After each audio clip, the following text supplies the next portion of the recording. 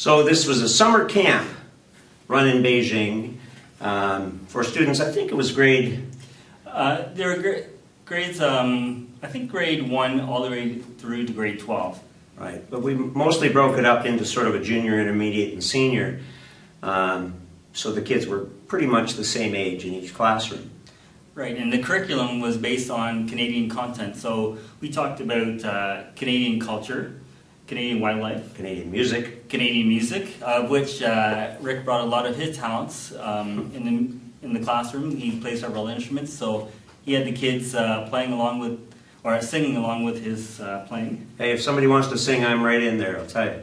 But for these Chinese students to sing our Canadian folk songs and the traditional songs of the east coast of Canada and so on, that was just really fun for us. Yeah, it was a pretty good time because they learned the songs. They had a chance to speak English, but they also had a chance to interact with other kids and with the teachers in a different setting outside the traditional classroom with rows of desks and so on.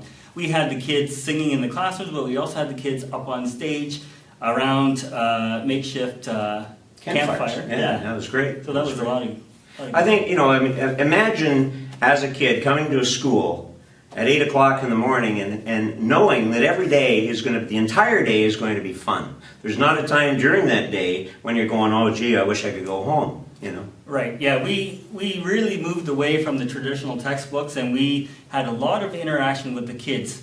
The kids were always working together in groups and so on. And as Rick says, we infused fun and activities as much as we could so that the kids do get involved and they are having fun. And without them even realizing it, they are improving their English language skills. Yeah, I think the language was a big part of it. Obviously, the students are there to improve their English, conversational English and so on. But it was more than that. I think, I have a completely different background than these Chinese-speaking students. My background is, diverse and different than anything that they would ever encounter. So I bring that into the classroom, and they get to know me in that sense, and I think it's really good for them and for me.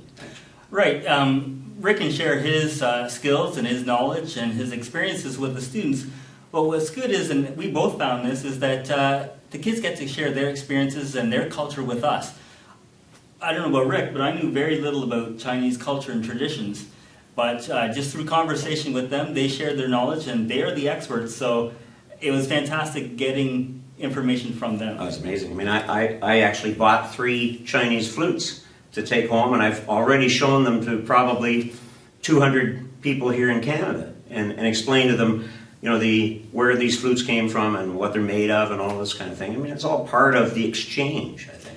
Yeah, it's interesting because we go there with the intention of teaching these children more about Canada and about improving their English, but in so many ways they are teaching us, and they're having to do it by speaking English. I think they taught you a bit about Chinese musical instruments.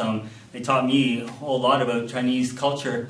And without them even realizing it, they're using the language and they're being challenged to express themselves in a language that they're not necessarily familiar with and within contexts that they're not familiar with. And I think they did a really good job. I think it's interesting that they're thrown into a situation where they're speaking to me with the English that they have, but I can't speak Chinese, so they can't use their Chinese to explain what they really mean. So they are stuck communicating absolutely in English. And I think they were right up to that challenge, and I think they really grew with that challenge as the impetus to make them.